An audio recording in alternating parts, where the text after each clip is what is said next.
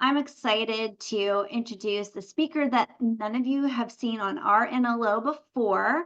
I had the privilege of connecting with Marcia because she has a book I'll mention here in a minute that I love and I'm very excited about, that helps people with Parkinson's and their caregivers, care partners to manage some of the emotional and psychological aspects of Parkinson's disease.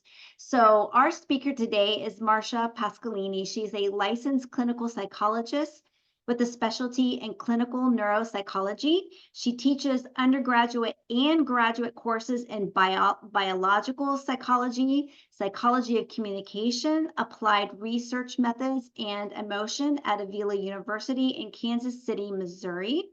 She's also the co-author of this book that I was referencing called Cognitive Behavioral Therapy for People with Parkinson's and Their Caregivers, a guide for mental health professionals. So this book is actually geared to help those therapists that are out there working with people with Parkinson's and their care partners to understand that experience, and has information on sessions specifically for those symptoms and interweaving what that means for somebody with Parkinson's disease. So I'm excited to have this expert Marcia with us today, and I'm going to hand this over to you. All right, let me share my PowerPoint.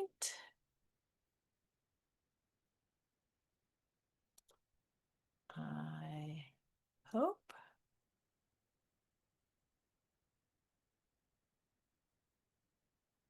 Can everybody see that okay? All right, well, thank you, Anissa, and really thank everyone at the Alliance for inviting me to this. I'm very excited to talk to you about this topic and to see you all. And as I go along, I'm going to present a kind of an overview of stress and stress responses. And if you have questions or comments, I know they're monitoring the chat. And I'm also happy to discuss everything further and have more Q&A at the end. So please do let me know what you are most interested in. So, and this already gave a really good introduction about why we should care about managing stress. And in general, all of us can use some help probably with managing stress. But why is it important, particularly for people with movement disorders? And this would also go for care partners of people with movement disorders. As she already said, for one, stress may increase motor symptoms. And so that's obviously a big one. In addition, number two, stress may decrease the effectiveness of medication. Number three, stress may decrease motivation and drive, particularly if you're feeling lonely or helpless or having trouble coping. And with diseases like Parkinson's, sometimes motivation itself can be affected. So if stress is making the motivation even less, that's a problem. And the fourth part, which is still being researched, is the possibility that chronic stress may influence the disease itself. And this has been shown in animal models. It's not for sure in people, but we certainly have reason to believe that chronic stress, which can have a lot of negative physical effects, can actually affect disease progression. So many reasons beyond just feeling better why it is good to try to manage stress. Okay. First of all, I want to make sure we're all on the same page by talking about what I mean by stress. And this is a definition that was in a recent review paper where they say stress is when environmental demands exceed your ability to cope or adapt, resulting in psychological and biological responses. So as you see here, we have the two parts. We have the stressors, which are the environmental demands, and then we have the stress responses. And so I'm going to first talk about the stressors and go into more detail on that, and then talk about stress responses, and then put it all together. So first, for the stressors, again, these are environmental demands, using the term environmental very broadly. And usually when we're talking about stressors, we're talking about something at a level that's beyond just a normal little bit of stress, but something that's going to require extra resources in one way or another. And the important thing for me as a psychologist is that these stressors can be physical or psychological. And it's easy to picture. So, like a physical stress, a lion emerges from the jungle and is chasing you. You need a lot of resources to get away. That would be a physical stress. A more likely physical stress for us would be something like your air conditioning goes out and it's 110 degrees and your body is physically stressed. But psychological stressors can be just as important and just as difficult to deal with. So, for example, let's imagine you have a doctor's appointment scheduled for next week and you're very worried about it. You're very stressed about it. You keep thinking about it. Okay. That for you can be a stressor, even though it is just a thought. Okay. So, thoughts themselves can be stressors in the way we're talking about it. And so, another important aspect that I think a lot of people don't realize is that stressors can be good or bad. And by that, I mean, for example, planning something you really want to do, like a wedding, or helping someone plan a wedding, or moving into a new apartment. These are things that you would consider good. You want to do them, you're choosing to do them, but they require extra resources. And so they are stressors, even though they're something that are, in essence, positive. And obviously, there are plenty of bad things that are also stressors that you would tend to think of. But just remember, good stressors are still stressors if they demand extra resources. They can also be weak or strong. And, obviously things can, be on a continuum. But one point here is that sometimes you may not really be consciously aware of the degree to which you are under stress, and yet your body is reacting with a stressful kind of response. In addition, they can be very short or longer duration. So a short-term stress, a very short-term stress might be something like you need to cross the street and there's a lot of traffic and it's stressful to make it across, but you do. A long-term stressor could be something like living with a chronic movement disorder or living with someone who is. Okay, so they can be short or long. But another important aspect is that a short-term stressor can have longer-term effects. So let's imagine again, you're crossing the street, halfway across the street, you freeze up, you can't move, traffic is about to come, traffic stops, you make it across the street, the event is over, stressor is over. But in your mind, you're replaying it. It shook you up. You're reliving that experience. So the stressor is continuing in your mind, even though the event itself is over. Okay. In addition, and this is a big one, what is stressful depends on your interpretation of the situation. So let's say you are invited to go to a friend's house for dinner next week. And you love your friends and it's relaxing and you're very excited to go and it's not a stressor at all for you. Alternatively, you're invited to people's house next week for dinner and all you think about is all the things that could go wrong and you're embarrassed by your symptoms and you're worried about what you'll say, etc. So suddenly that very same environmental demand, though, feels very different to you because of how you're interpreting that situation.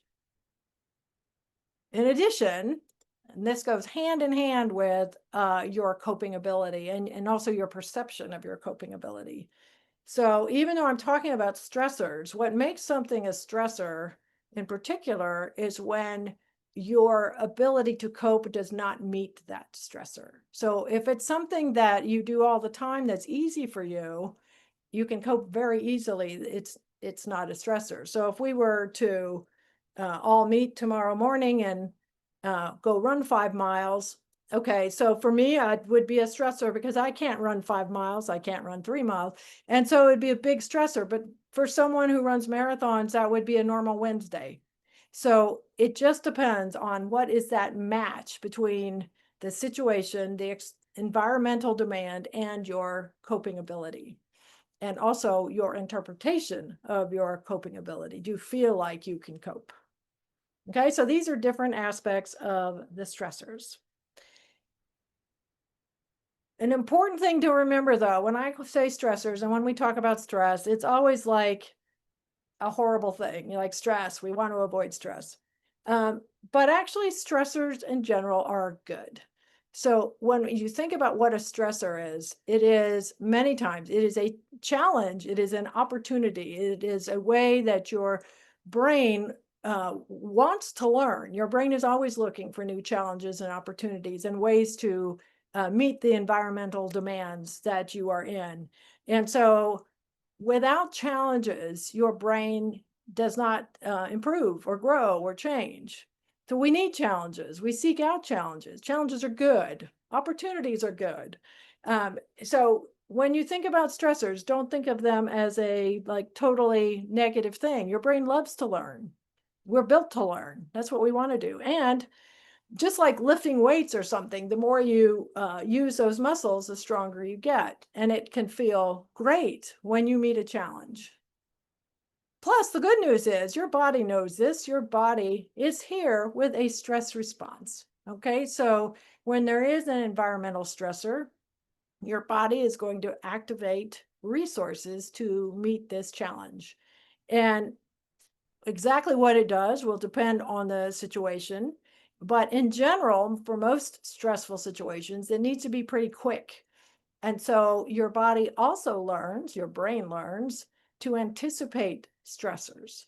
Okay, so I don't know why I keep using running as an example since something I never do, but let's say I ran every morning at 8 o'clock. Okay, my heart rate would start to increase, say at 750 before I've even moved, because it anticipates that I'm about to run and it is going to give me those resources so that as soon as I start, I have the resources I need. Okay, so your brain is anticipating and learning what are things that are stressful, might be stressful in the future, and trying to predict when you're going to need those resources. So also the duration of your stress response is going to depend, again, on the stressor and how long that lasts. So it just depends on the different events. At this point, I want to tell you a little bit about the nervous system in order to help us understand a bit more about the stress response.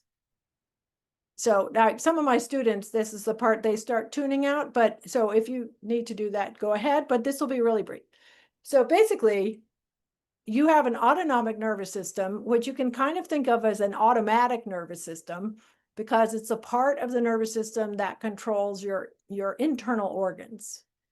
And it has two main divisions, the sympathetic nervous system down here and the parasympathetic nervous system. In general, they both will give input to the same organs. So, for example, both give input to the heart. Here's our heart. Where the sympathetic nervous system is important for fight and flight. It's what's energizing, what's revving you up in order to fight or flee. Whereas the parasympathetic nervous system is doing just the opposite. It's there for rest and digest. When times are good and we can build and take care of general housekeeping, parasympathetic nervous system is particularly active. And what is also interesting, though, and important for us, is that the parasympathetic nervous system can essentially put the brake on the sympathetic nervous system when it needs to. Okay, so different functions, but they tend to work together where sympathetic and parasympathetic generally have opposite effects. Okay, so let's now talk about the actual stress response. And the first main one of the two we're talking about is, in fact, this sympathetic nervous system response. So, as I said already, it has a direct effect on organs. So, it will, for example, increase your heart rate because you're going to need this blood flow to escape the lion.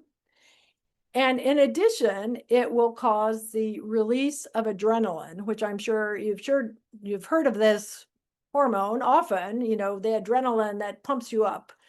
And because it's a hormone, it circulates throughout your body, so it can affect a lot of different organs. And in addition, what adrenaline will do is essentially kick off the second stress response, and that is the release of cortisol. And I'm not going to go into exactly how it does that, but basically, cortisol is another hormone that's going to circulate through the blood. But the big difference here is that it is a slower process and also longer lasting. So it does not kick in immediately. It may take actually a few minutes, but it can last longer. Okay, so we have the first stress response is the sympathetic nervous system and adrenaline, and then the second one is the release of cortisol. And so to just tell you a tiny bit more about cortisol, that's an actual molecule of cortisol. One of its main functions is to increase blood sugar because, again, picture in this stressful situation, you need energy to meet the challenge. So you're going to have this increase in blood sugar. And at the same time, it's going to shut down other processes. When you're escaping the lion, it's not the time to digest or to reproduce or to grow or any of these other things. So it's going to shut down these other processes while you're dealing with the stressor. And overall, the effects of cortisol depend on how much and how long it lasts. But in general, let's say you have a stressor and release of cortisol for about 30 minutes, you would have improved attention and improved memory, which may be very useful for dealing with whatever this stressor is. The other really good thing about cortisol is that it is self-regulating. So when you release cortisol into the blood to do its job, but then it sends a message back to the brain in this feedback loop to say, okay, we have enough cortisol, now stop releasing it. Okay, so it's a self-regulating system, or at least it is supposed to be. So here is our healthy pattern of stress response where, stressor begins, red alert, red alert. We have the sympathetic nervous system, fight or flight, release of adrenaline, release of cortisol. We are ready to meet the challenge. Okay, so yay, end of stressor. We have escaped the lion. Adrenaline decreases, and then cortisol returns to baseline, usually within an hour. Okay, by the end of the stressor. So that is how it is supposed to work. And your body is always looking for this return to equilibrium, return to a balance or homeostasis, because that way it can get ready for the next challenge, whenever that might be. And in the meantime, it can fix things and do housekeeping, etc. Okay, so that's our autonomic nervous system and how well it works, except when it doesn't. So obviously wouldn't be talking about this, except that sometimes stressors are a problem. Number one is just the challenge is too great. And remember, by too great, I just mean it is greater than your ability to cope. Okay, since it's always that match.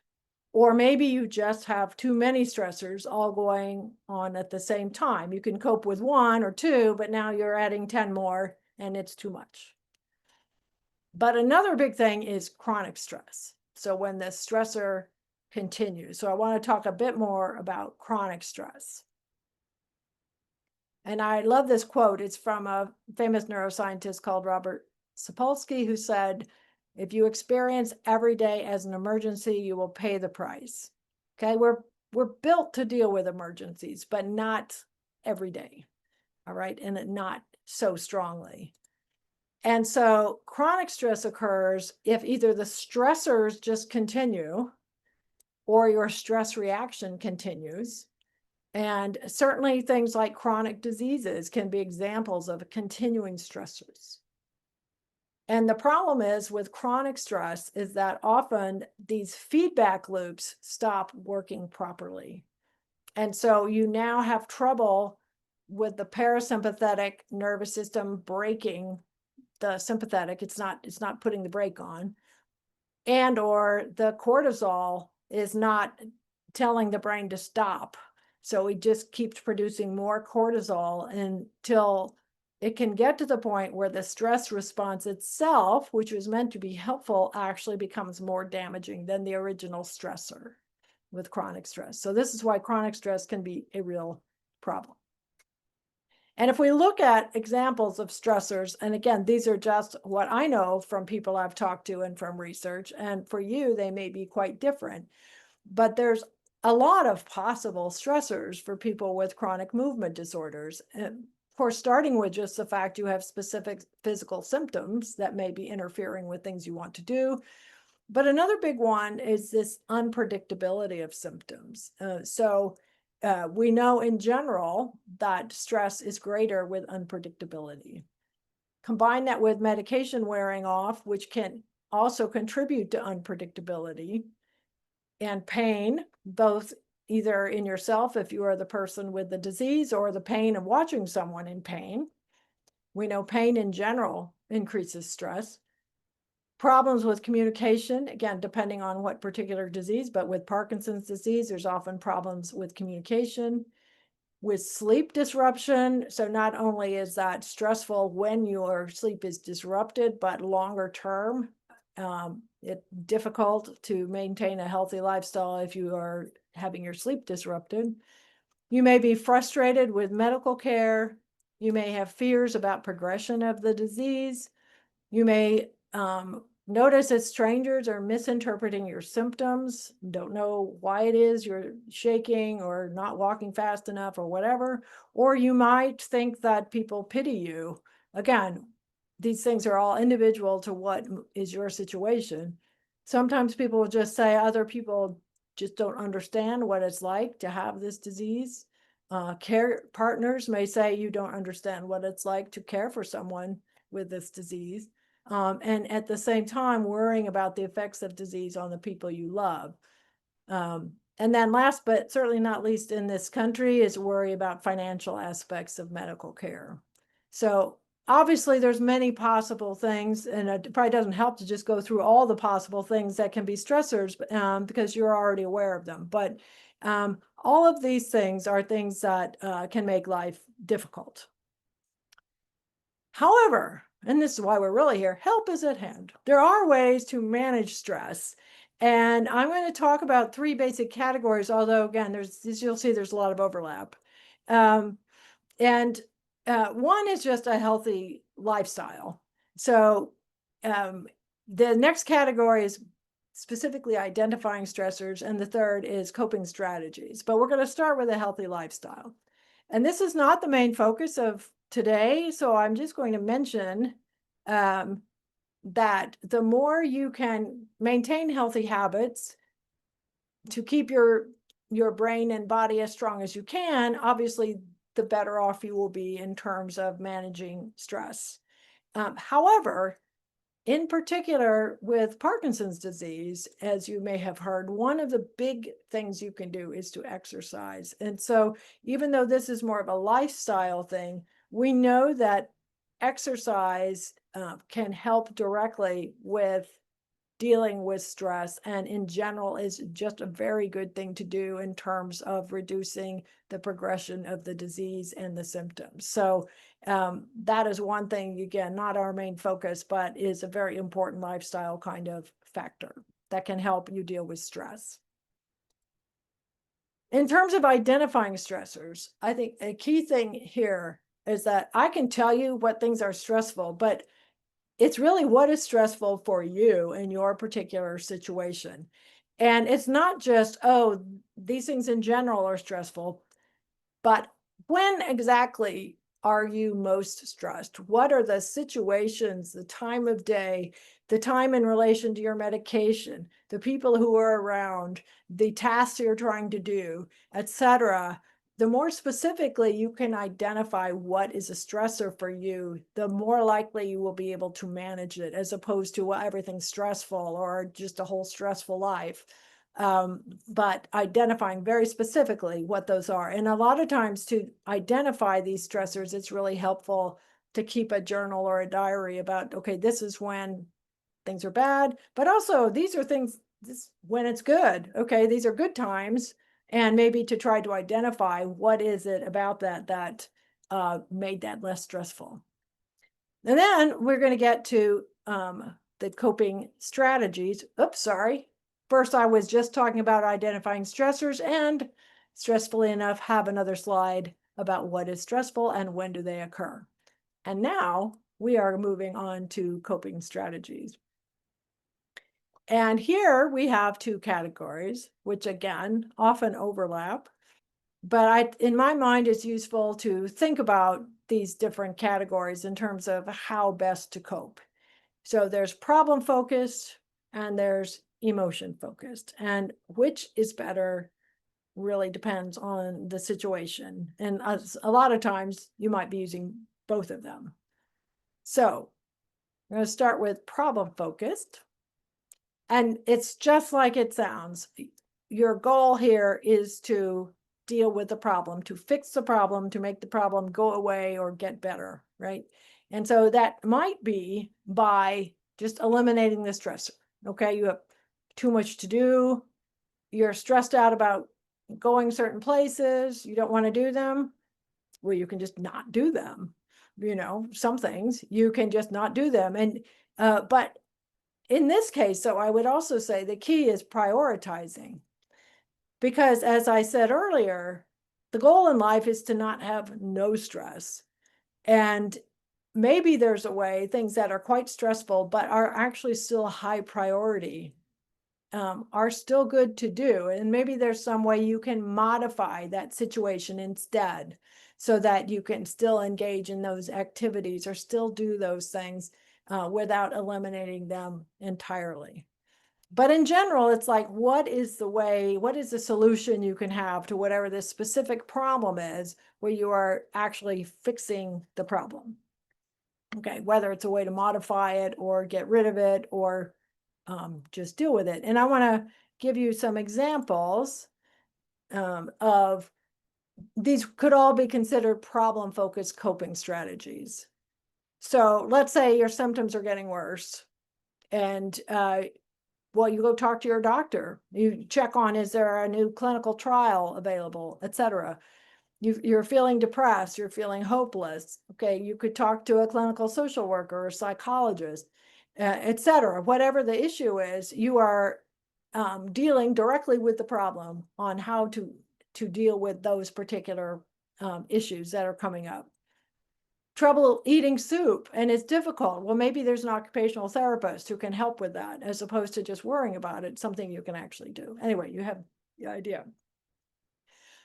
Using an app. So if you're comfortable using apps, either on your phone or on computers, one reason I'm mentioning this as a separate thing is that for some people, the problem, especially if you have problems with either forgetfulness or motivation or deadlines or things like that, apps can be really good for reminding you to do things, as opposed to just after the fact, oh, I forgot to look at my list, where you actually have an app that motivates you into doing that and having an external cue like that.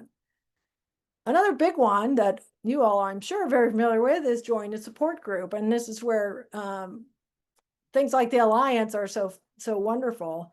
And I think with a support group, in this case, since we're talking about problem-focused coping strategies, I've heard from people where they've got more useful tips about dealing with their symptoms from the support group than they have from their doctors, just because you're talking to other people going through the same types of things. And so joining a support group obviously can be very useful. Or if the stress is that you're lonely or alone, again, even online groups, etc. And the other thing about a support group, where I think one of the things that can make a lot of people feel stressed out is they feel like they're not doing anything useful anymore. And so joining a support group isn't just about getting support, but it's giving support. And again, what can you add to the support group? And I'm sure all of you could add something that would be useful to other people. Okay, then a big one, again, still in problem focused, is scheduling activities. And kind of like I was saying about identifying stressors, this can be really useful because let's imagine you're on medication that you take 3 times a day, but you can identify through your journal or log, these times a day I am good. This hour is usually the best time. Well, that is not the time to do the least difficult task. That's the time to do your high priority, doesn't have to be work, it could be a fun thing, but where you're going to need the most resources during that period. And then try to schedule other activities that are less demanding for when you are less likely to have the resources to do them. And so this can be a way to essentially maximize the good hours doing the things that are most important to you. And this is the same with care partners too. So if you're caring for someone and there's only certain times a day that you can do other things on your own, scheduling around that can be really useful. Another one, which is kind of an odd one maybe, is this rehearsing situations. But sometimes, and this is true for everybody, where you're going to be doing something you haven't done it before, and just practice. So you're going to be telling a family member that you have this disease, or you're going to be telling your boss that you're going to need some time off. It's just practicing. And actually support groups are sometimes good for this, or therapy groups where you can actually practice role playing these types of things and anticipating what things are going to come up so that when you're in the real situation, it's not as hard. So again, problem focused. I'm worried about how I will say this, or you actually just practice how you're going to say it. And then the last one up here, just as an example, is telling others about your disease. And if the thing that's stressing you out is people might notice something's different, people might worry if you tell them, etc. Sometimes the solution to that is just to tell more people if you haven't already. And again, you can combine this with rehearsing how to tell them, etc., joining a support group. All of these things can work well together in terms of actually directly dealing with the problem. Okay, so now one of the things when you are thinking about dealing with a problem is setting realistic expectations. And as everyone knows, not every problem can be fixed. Not everything can be dealt with.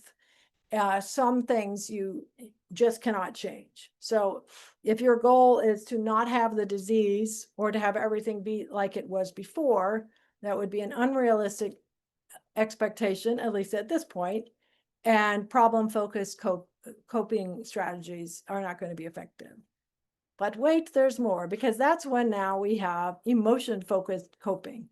And so no matter what the situation, even if it's a situation where there is no fix to the problem, there are still ways to cope and to feel better, even if the situation or stressor never changes.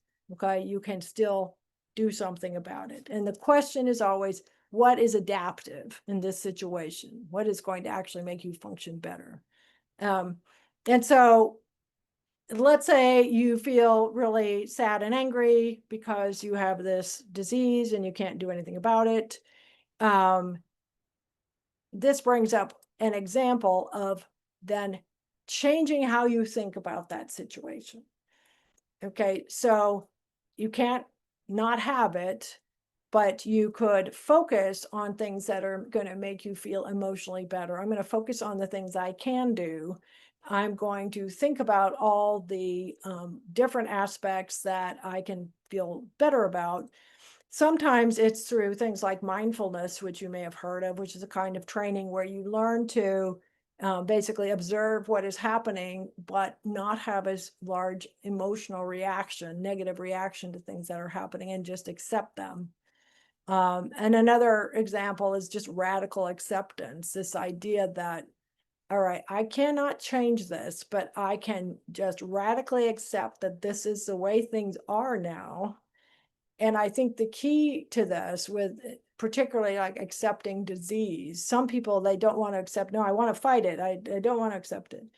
But for me, the point would be you're accepting the disease in order to channel your energies where it will help. You're not going to not have the disease, but you are going to be able to cope with the disease and do all the things that you can do anyway, rather than focusing on what is not changeable.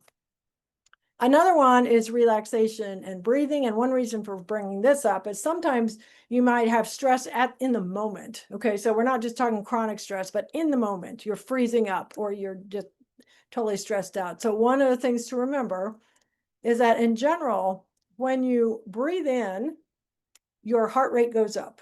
When you breathe out, your heart rate goes down, because breathing out activates the parasympathetic nervous system. And so it slows down your heart rate. And so you will see this in a lot of like ancient types of techniques, meditation, etc., where there's a focus on exhaling slowly. You can also see it if you watch baseball. I watch baseball. When they're getting up to bat, this like big exhale, and it's to calm your heart rate down and relax you in the moment. So that's the thing to do. Like when you're just in this moment, you need to slow yourself down. Just remember, breathing out activates that parasympathetic nervous system to slow your heart rate. Okay, then we have music, which can be used not just to relax, but also if you want to be more activated and you just want to feel better. Sometimes music can help, and of course, dancing, etc., which also brings us to exercise, which is good in many other for many other reasons, but in particular, it seems to improve mood when you exercise. Talking to a friend. So again, we're talking about emotion focus. So in this case, the friend may not be able to fix the problem either, but just talking to the friend may make you feel less alone or less angry and more connected. And then finally, just escape and having fun. And just realizing that there are ways to distract yourself from the stressors that are ongoing, but also to, and I mean, the point would be to enjoy things that you can still enjoy. And so there are whatever is fun and an escape for you, whether that's going on a vacation or whether that is just literally watching a favorite TV show. Just remember, that is a way for emotion-focused coping to operate. It takes your mind for the moment off of something that is stressful. Having said that, there's a limit to emotion-focused coping. So for example, let's say you need to call the insurance company to appeal that claim they weren't going to fund. And instead you watch cat videos all day. Nothing against cat videos. I personally love them. But in this case, because there is something you can do, there is a problem you can fix, or at least try to fix by getting on the phone. If instead you distract yourself so much at the expense of problem-focused coping, then that obviously is not adaptive. So the answer is you watch cat videos for say 5 minutes, then you go call and you reward yourself with more cat videos hours later after you've completed the call. So even though both types of approaches are useful, obviously, if there is a way to fix a problem, you would try to do that if that's possible. Just know that if you can't, there are other alternatives to make coping possible. So in summary here, just remember, stress itself is not bad. Stress represents that there's opportunities to explore potentially, things to learn, brain engaging with the world, and that your stress response, that pounding heart, that sweat, etc., is there to be useful. But when you have these new challenges, for example, with movement disorders, there may be ways you would want to manage your stress by developing healthy habits, being very specific about what is stressful, identifying specific stressors, and then remembering that there are problem-focused and emotion-focused coping strategies available to you. And some of them just take practice because we're all used to doing things a certain way, and to try things new can be difficult for any of us. But the last thing I want to mention before we get to Q&A is don't stress about stress, because I could say, here's what you should do. And, you know, if you're like me, you can turn anything into a stressful event.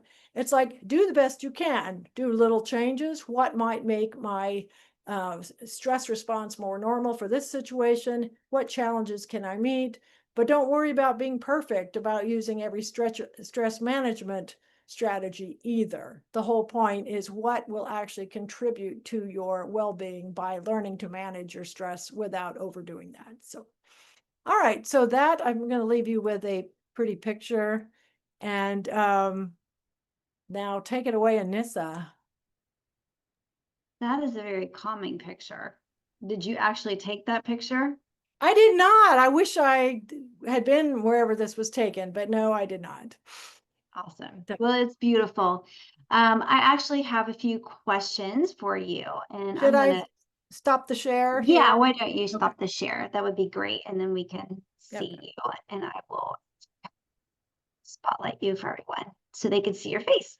So I want to go back to some of the information specific to stress, and then get into some questions about managing. So you talk about chronic stress, especially in care partners that are, you know, having to be on all the time. And they get to sometimes, I think, a level of hypervigilance where they're constantly worried that their loved one's going to fall, or they're always listening, they can't rest. They don't ever like get to a restful state. Can you talk about that impact on them? Is that actually a potential form of PTSD? Can that cause a form of PTSD if they're constantly hyper vigilant? And can you and for those who might not understand the language around that hypervigilance or whatever, could you talk about that a bit? Yeah, no, that's a really good question. And the problem is, if you are in a situation where realistically you have to be hypervigilant because you're the only person there and the person is in danger, that's a situation where trying to relax is something that you can't really totally do if there is a true need for you to be hypervigilant. Now, so and I would say also, again, if you feel like you're on high alert all the time, that's a great example of, yes, chronic stress where you can just never let down your guard. And so in a case like that, I would say, again, if we look at problem and emotion focus, problem focus, first of all, is there some way to get relief for yourself? So where you have different organizations or friends or people who can, even 2 hours a day, come in and sort of take over for you while you go out shopping or go out to eat or do something. And so part of it is accepting the fact that it's good for you as a care partner to reduce your stress so that you are able to be a better care partner and not feel guilt about that's necessary for your health and the health of the person with the disease to do that. And so I would say ideally you would have some sort of problem focused plan, or maybe it's an exchange with someone else where, okay, I'm going to look after this other person, etc. Now, the other thing would be maybe you feel like you can't leave, but you really could. You're just Mhm. worried that without you, something terrible is going to happen. I mean, just even having a child, you can feel like that. Like, well, without me, things will go wrong. And so part of it is maybe a more, and maybe that's realistic. Again, that's possible that that's the case. And certainly if there's people with dementia where they're in danger of wandering off or harming themselves, that may be the case. But a lot of times perhaps it's not that extreme. And at the very least, you could do something to relax. And in that case, use some techniques to calm yourself down, to recognize, okay, everything is safe at the moment. I don't have to be hyper vigilant at this moment. I can take these couple of hours to reduce my stress response and relax. And I think part of it, again, is also not feeling guilty about not being hyper vigilant all the time. Absolutely. And thank you for that. So you also talked about the freeze. So some people just get frozen. Can you talk about that? Does that fit anywhere in what people's experience might be where they just can't make a decision or move forward? Yes, well, yeah, it's a really good question because freeze, as you say, is another stress response. And in fact, there's others even beyond that, but the freeze response particularly important probably here for people who might literally have a freezing response in relation to gait. But it's a weird state because in theory it's adaptive, because you're in a hypervigilant state. So your heart rate goes down, but your attention, again, the deer in the headlights, but picture it being useful, where you are ultra hyper focused, and it gives, because you're frozen, it in theory gives you time to plan what you're going to do while being very aware of the environment. And so it's a weird combination of hyper focus and reduced heart rate. And I must say, when I taught about this, it's not explained very well a lot of places. It has gotten a lot less attention, but it's clearly a known, I mean, we've known about this phenomenon a long time. And I guess if you think of it as the adaptive aspect, is you're basically freezing to decide on your options. It's not meant to be a freezing in, as opposed to panic. So it's not a panic state. Panic where you are you can't think, you're hyperventilating, your heart is pounding. So it's different than a panic state. So to get to your question, which I am still not answering, can you so that's another response that could happen. But I think the key would be to differentiate that from panic. Because if it's panic, you need to bring it all down. If it's freeze, just think of it as, okay, I'm deciding. I have clarity here. I'm deciding what to do. So that's a coping, actually, sort of Yeah. like that. Great. So the other question I had was also around the role of self-talk in stress. Can you talk a little bit about that? Because that can be either contributory or reduction of stress. Yeah, no, absolutely. And self-talk is very important, because both in terms of what the stressor is and what your response is. So if I am facing something and I go into it telling myself, oh my God, that's going to go horrible, oh, whatever. Sometimes worry about things in advance can be useful, because you identify what are the pitfalls. If you're taking an approach about, I am trying to identify the possible threats and dangers because I'm going to have a plan to deal with them. I'm going to be able to deal with them. But if you think you just can't, you're going to do less, you're just not going to try, but also you're probably going to be less likely to be successful because you're defeated before you start. But the other part of it is self-talk about the stress response itself. So if you are somewhere and you have to give a talk at work and your heart is pounding and it's like, oh my God, I'm falling apart, I'm panicking. No, he's like, no, this is my stress response helping me out, giving me energy. And you feel like, okay, this is something that I can do. It can be really useful. And I think along with that is realistic expectations, because it's one thing to say, okay, nothing will go wrong, I'm going to be perfect, I'm going to be fine. And then if something does go wrong, now you're actually in worse shape, as opposed to, I'm going to plan as much as I can, I'm going to do the best I can.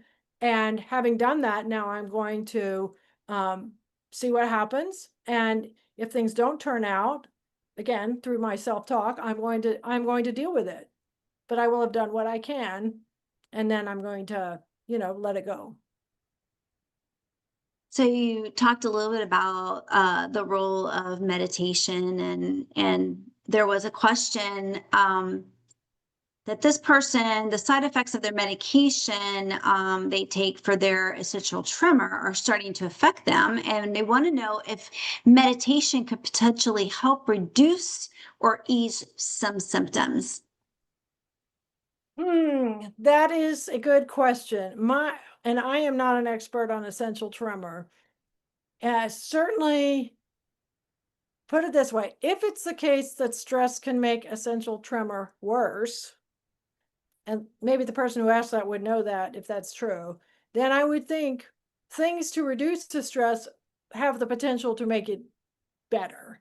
And so certainly with Parkinson's disease tremor, which we realize is a different kind of tremor, that is the case. But with essential tremor, I am not sure. I'm not sure if someone else knows the answer to that. And we certainly welcome, if anyone has any thoughts about that, to drop those in the chat if you've had that personal experience. We also had a question, and I know that you're not a prescriber, but do you know if somebody's dealing with the stress of living with Parkinson's and they've got, symptoms that are stressful and wearing off that's stressful, and maybe have some anxiety that contributes and feeds into the stress? Do you find that medication like clonazepam or something can be beneficial? Obviously, it doesn't take away from the self-talk or the things that may be happening internally, but from the, um, the experience of moderating some of those symptoms, do you find that those kind of solutions are helpful? So I really can't answer that because I'm not a medical doctor. What I would say is that certainly you would think potentially they could be useful.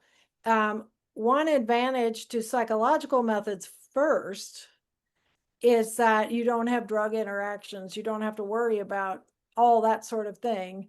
And if some of the, so I would, again, of course, I'm a psychologist, I'm biased, but I would say trying some of those other methods first. And if they work and you don't need to add another medication, that's ideal.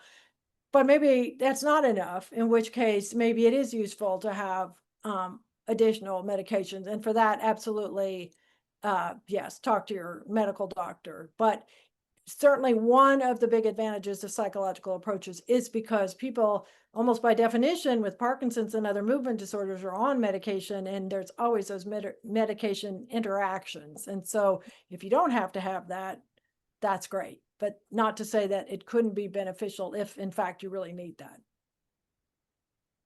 And I know we're running out of time, but you talked briefly about that self-talk. Can you just kind of quickly give us an overview of the role of cognitive behavioral therapy?